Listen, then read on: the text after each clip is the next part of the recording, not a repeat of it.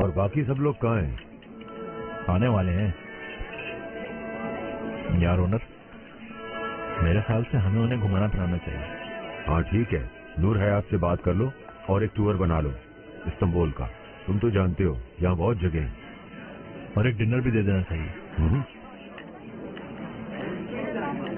और तुम दुबई कब जा रहे हो? पहले प्रोजेक्ट की डिटेल्स तो आ जाएं, उसके बाद ही वहां जाऊंगा। ओहो, तुम अभी तक उस बात को पकड़े हुए हो। देखो ना, तुम जानते हो मैं तुम्हारी किसी बात में मुदाखलत नहीं करता, मगर तुम शहजाद के साथ ठीक नहीं कर रहे मेरे यार। मैंने क्या गलत किया? मुझे काम की फिक्र है बस।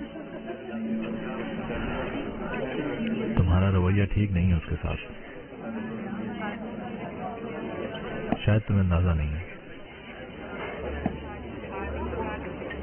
तुम उस औरत की इतनी हिमायत क्यों करते हो?